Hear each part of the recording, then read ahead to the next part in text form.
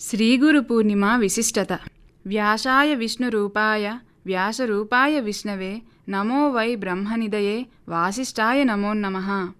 ఆషాఢశుద్ధ పూర్ణిమను వ్యాస పూర్ణిమ అని, గురు పూర్ణిమ అని అంటారు. ఎవరు గురువంటే అసాధారణమైన వాంగ్మయాన్ని సృష్టించి ప్రపంచానికి అందించినటువంటి వ్యాస భగవానుడు. నిజంగా ఆయనలో 4 ముఖాలు కనబడవు గాని ఆయన బ్రహ్మదేవుడు. 4 భుజాలు కనబడవు గాని 2 భుజాలతో కనబడే శ్రీ మహావిష్ణువు. 3వ నేత్రం లేని శంభువు. అటువంటి మహానుభావుడు ఆవిర్భవించిన దినమే వ్యాస పూర్ణిమగా, గురు పూర్ణిమగా మనమంతా పూజ చేసుకుంటాం. వశిష్ఠ మహర్షి కుమారుడు శక్తి మహర్షి. శక్తి మహర్షి కుమారుడు పరాశరుడు. ఈ పరాశరుడు ఒకసారి యమునా నదిని దాటవలసి వచ్చింది. అక్కడ ఆ సమయానికి దాసరాజు కుమార్తె అయిన సత్యవతి నదిని దాటించే పడవ నడుపుతుంది. ఆమె గొప్ప అందాల రాశి. మిట్ట మధ్యాహ్నం పరాశరుడు ఆ పడవిలో నదిని దాటుతూ ఆమెపై మోహపరవశుడయ్యాడు. నది దాటిన అనంతరం మంచు తెరలతో చీకటిని సృష్టించి ఆమెతో అనురక్తి పొందాడు.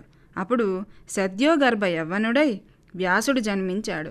నీలగిరీంద్ర శృంగమున నిర్మలమైన సువర్ణ వల్లరీ జాలము ఓలె పింగళ విశాల జటాచయమొప్పగ వచశ్రీ లలితుండ వచ్చి నిలిచెన్. హరినీల వినీల విగ్రహారాలరుచుల్ శలంగగ పరాశరసూనుడు తల్లి ముందటన్.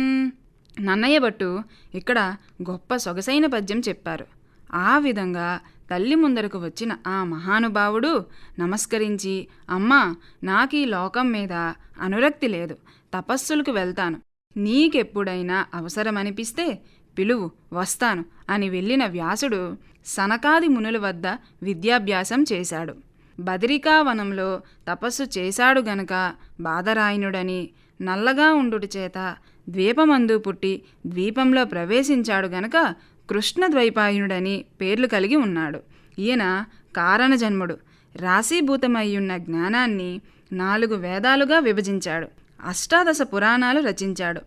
1,00,000 శ్లోకాత్మకమై భారతాన్ని రచించాడు. దానికి జయం అని పేరు. ఏదైతే భారతంలో ఉందో అదే ప్రపంచంలో అన్ని చోట్ల ఉంటుంది. ఏదైతే భారతంలో లేదో అది ప్రపంచంలో ఎక్కడా ఉండదు అని శపథం చేసి మరీ మహాభారతం రచించాడు. ఇలా ఈ భూమండలానికి జ్ఞానకాంతులు ప్రసరించిన వ్యాసుడు జగద్గురువు. శ్రీకృష్ణ పరమాత్మను జగద్గురువు అంటారు. ఎందుకంటే శ్రీకృష్ణుడు నారాయణమూర్తి యొక్క పూర్ణావతారము. ఆది శంకరాచార్యులను జగద్గురువు అంటారు. ఎందుకంటే ఈయన దేశమంతా తిరిగి 18 పీఠాలు నెలకొల్పి జగత్తుకు ధర్మజ్ఞానాన్ని అందించే గురువు. కాబట్టి ఎంతమంది గురువులకు మనం పూజించినా వ్యాసుల వారికి మనం స్మరించుకోకపోతే అది సఫలం కాదు. అందుకే వ్యాసుల వారికి ఖచ్చితంగా నమస్కారం పెట్టి తీరాలి. ఆషాఢ పౌర్ణమి నాడు ఆ మహానుభావుడు లోకాన్ని అనుగ్రహించాడు. అసలు వాంగ్మయమంతా వ్యాసుల వారే రచించారు. వ్యాసోచిష్టం జగత్సర్వం అన్నారు. అంటే వ్యాసుని నోట నానని పదం లేదు. ఆయన చెప్పని అక్షరం ఒక్కటి కూడా మనం చెప్పలేము. అందుకే కాళిదాసాదులందరూ వాల్మీకి శిష్యులు, వ్యాస శిష్యులు కాబట్టి లోకమంతా వ్యాస శిష్యులమని చెప్పుకుంటారు. వ్యాసుల వారిని సాక్షాత్ నారాయణ అవతారమని అంటారు. ఏది ఏమైనా వేదాధారంగా విస్తరిల్లిన ఆగమ పురాణ ధర్మశాస్త్రాలన్నిటికీ ఒకే ఒక కర్తగా చెప్పుకోవాల్సి వస్తే వ్యాస మహర్షినే ప్రస్తావించాలి. గురు అనే శబ్దమే వేదం నుండి వచ్చినది. మన భారతీయ గ్రంథాలన్నీ, వేదాలు, స్మృతులు, ఉపనిషత్తులు అన్నీ గురువు యొక్క ప్రాధాన్యతను తెలియజేస్తున్నాయి. భారతదేశంలో ఉన్న లౌకిక విద్యలు, కళలు అన్నిటిపైన గురువు ప్రాధాన్యత కనబడుచున్నది. మన బ్రతుకుకి కారణం గురువులే అని ఆధారమవుతుంది. గురువు అంటే సాక్షాత్ పరమేశ్వరుడే. అందుకే ఈశ్వరుని గురువుగా ఉపాసిస్తేనే పరిపూర్ణమైన అనుగ్రహం లభిస్తుంది. తల్లిదండ్రులు మనకు మొదటి గురువులు. వీళ్ళు మనకు జన్మనిస్తే గురువు దీక్షా జన్మనిస్తాడు. అంటే మరుజన్మ లేకుండా చేసేది. అటువంటి సాధన కల్పిస్తాడు. గురువు వల్ల గొప్ప ప్రయోజనం ఏమిటంటే గురువు తల్లిగా అనుగ్రహించడం, తండ్రిగా అనుగ్రహించడం, రాజుగా కూడా అనుగ్రహించడం. వీళ్ళ ముగ్గురు గురుభావంలో ఉంటారు. కాబట్టి గురువును ఆరాధించడం గొప్ప విషయం. గురువైన వాడు ముఖ్యంగా ఏం చేస్తాడంటే మనిషి యొక్క బుద్ధిని మారుస్తాడు. మన బుద్ధి బాగుంటే అన్నీ బాగుంటాయి. అన్నీ ఉండి బుద్ధి బాగోలేకపోతే ఏ ప్రయోజనమూ ఉండదు. కాబట్టి తెలివైన వాడు ఎలా ప్రార్థిస్తాడంటే, ఆచార్యుడైన భగవంతుడు నా బుద్ధికి శుభంకరమైన ప్రేరణ కలిగించుగాక అని ప్రార్థిస్తాడు. నీ బుద్ధి జాగ్రత్తగా ఉంటే నీ బ్రతుకు జాగ్రత్తగా ఉంటుంది. మనకు ఎన్నెన్నో విషయాలు గ్రహించే బుద్ధి ఉంది, కానీ అసలు ఏది గ్రహించాలో బుద్ధి మాత్రం మనకు ఉండదు. ఆ బుద్ధి ప్రసాదించమని మనం ప్రార్థించాలి. ఈ సారాంశమే గాయత్రీ మంత్రం. మహాభారత యుద్ధం ముందు అర్జునుని మనోదౌర్బల్యాన్ని పోగొట్టడానికి శ్రీకృష్ణుడు చేసిన గురుబోధే శ్రీమద్ భగవద్గీత. కనుక మనలో ఉన్న అజ్ఞానాన్ని, దుఃఖాన్ని పోగొట్టే శక్తి జ్ఞానానికి మాత్రమే ఉంది. ఆ జ్ఞానం ప్రసాదించువాడే గురువు. గురు ఆరాధన అంటే సాక్షాత్ భగవద్ ఆరాధన. దుఃఖాలు మనకు 2 రకాలు. ఒకటి శారీరకం, 2 మానసికం. శరీరానికి జబ్బు ఉందంటే వైద్యుడు అవసరం. మనలోని అజ్ఞానం ఉందంటే గురువు అవసరం. ఏ విజ్ఞానమైనా సరే గురుస్వరూపంగా భావించాలి. ఆ గురుస్వరూపమే దైవస్వరూపం అవ్వాలి. కాబట్టి అక్షరం నేర్పిన వాడిని గురువు అనాలి. గురువును భగవత్ సమానంగా ఉపాసించాలి. మామూలుగా అక్షర జ్ఞానం కలిగించు లౌకిక గురువు ఉత్తముడు.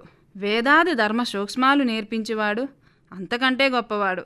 ఈ ధర్మాలు ఇలా పాటించాలి, ఇలా సాధన చెయ్యాలి అని శిక్షణనిచ్చేవాడు అతని కంటే గొప్పవాడు. నన్ను, నా గురించి మాత్రమే చెప్పేవాడు. నన్ను అంటే ఇక్కడ పరమాత్మ. పరమాత్మ గురించి చెప్పేవాడు మరి అంతకంటే గొప్పవాడు. కాబట్టి అతనికి నాకు భేదం లేదన్నాడు శ్రీ మహావిష్ణువు ఇక్కడ. కనుక ఎవరైతే పరమాత్మ యొక్క తత్వాన్ని బోధిస్తారో అతనికి భగవంతునికి భేదం లేదు. తస్మై శ్రీ గురవే నమః అన్నదగ గురువెవరో తెలిసిపోయింది కదా, సాక్షాత్ పరమాత్మ అని. కాబట్టి జ్ఞానానికి దేవునికి భేదం లేదు. మనకు బ్రహ్మాండ పురాణం నుండి గ్రహించబడిన గురుగీత పుస్తకంలోనిది గురుశ్లోకం నిత్యము చెబుతుంటాం. గురు బ్రహ్మ గురు విష్ణు గురుదేవో మహేశ్వరః గురు సాక్షాత్ పరబ్రహ్మ తస్మై శ్రీ గురవే నమః. ఈ విధంగా శిష్యునికి గురువు బ్రహ్మానందం అందిస్తున్నాడు. ఒక విగ్రహం మీద చేయి పెట్టి నారాయణాయ నమః అని ఆవాహన చేయగానే అంతటి విష్ణువు విగ్రహంలో ఉన్నాడని భావిస్తున్నాం కదా. విష్ణువు మొదలుకొని ఇప్పటి వరకు నీకు జ్ఞానమిచ్చిన గురువులందరినీ ఆలంబన చేసుకొని పరమేశ్వరుని ఆరాధించాలి. ఇప్పటి వరకు నాకెవరూ సరైన గురువు దొరకలేదండి అని అన్నవారిని ఈశ్వరునే గురువు అనుకో అని ఎవరైతే చెబుతారో వారినే గురువు అనుకో. నీకు గురువు లభించినట్టే. ఆ గురువులో బ్రహ్మదేవుడు, వశిష్ఠాది మహర్షులు, వ్యాసులు, ఆదిశంకరాచార్యులు అందరినీ తలంచుకొని నమస్కరించాలి. భగవంతునికి అన్నీ కోరుకుంటాం మనము, కానీ మంచి గురువు కావాలని కోరుకోము. మంచి గురువు కావాలనుకోవడం ప్రధానం. లోకంలో కొన్ని సామెతలు ఉన్నాయి. గురువు లేని విద్య గుడ్డి విద్య అని, గురుకృప లేనిదే ఈశ్వరుని కృప రాదు అని, గురులేక ఎటువంటి గునికి మోక్షము లేదు అని త్యాగరాజస్వామి అన్నట్లు మంచి గురువు పొందేదాకా ఈశ్వరోపాసన చేయాలి. ఈ గురు పూర్ణిమ నాడు యతులందరూ మనకింతటి జ్ఞాన ప్రకాశాన్ని అందించిన వ్యాసుణ్ణి పూజిస్తారు. ఈ వ్యాస పూర్ణిమ పర్వాన్ని ఆదిశంకరాచార్యులు ఏర్పాటు చేశారని చెబుతారు. కొత్త అంగవస్త్రం భూమి మీద పరిచి బియ్యం పోస్తారు. ఆ బియ్యం మీద నిమ్మకాయలు ఉంచుతారు. ఇది శంకరులు అతని 4 శిష్యులు వచ్చి అందుకుంటారని గురు నమ్మకం. పూజ అయ్యాక అందులోని తలా పిడికెడు బియ్యం తీసుకెళ్లి తమ ఇళ్లల్లోనున్న బియ్యంలో కలుపుకుంటారు. బియ్యం, కొత్త వస్త్రం లక్ష్మీకి చిహ్నం. నిమ్మపళ్ళు కార్యసిద్ధిని సూచిస్తాయి. దక్షిణాది కుంభకోణంలో శృంగేరిలో వ్యాస పూర్ణిమ నితాంత వైభవంతో జరపబడుతుంది. ఈ ఆషాఢ పూర్ణిమను వ్యాసావిర్భావమైంది గనుక వ్యాస పూర్ణిమగా, అదే వ్యాస పదముగా, గురుపదముగా, అదే దైవ పదముగా, అదే జ్ఞానపదముగా ఆరాధించి తరించాలని శాస్త్రోపదేశం. ఈరోజు శంకరం శంకరాచార్యం గోవిందం బాదరాయణం సూత్రభాష్య కృతౌ వందే భగవంతౌ పునః పునః అంటే ఆదిశంకరాచార్యులను, ఆయన గురువైన గోవింద భగవత్పాదులను, అలాగే వేదవ్యాస మహర్షిని, బ్రహ్మసూత్రాలను, మరియు వాటిపై భాష్యాన్ని రచించిన సాక్షాత్తు భగవంతుణ్ణి మాటిమాటికి నమస్కరిస్తున్నానని పూజించి బ్రహ్మత్వ సిద్ధి పొందుతారు. వైష్ణవ పురాణం ఆధారంగా ఈ పూర్ణిమ నాడు దానమిస్తే విష్ణులోకం పొందుతారు. ఈరోజు శైవులు శివసైన వ్రతం చేస్తే శివపదం చేరుతామని నమ్ముతారు. ఏది ఏమైనా ఈ గురు పూర్ణిమ నాడు జగద్గురువులందరికీ ఉపాసన చేసి తరువాత మనకు ఇష్టమైన గురువుని పూజించాలి. అందరికీ వ్యాసానుగ్రహం కలుగుగాక. వ్యాసం వశిష్ఠ నప్తారం సక్తే పౌత్ర మకల్మషం పరాశరాత్మజం వందే సుఖదాతం తపోన్నిధం.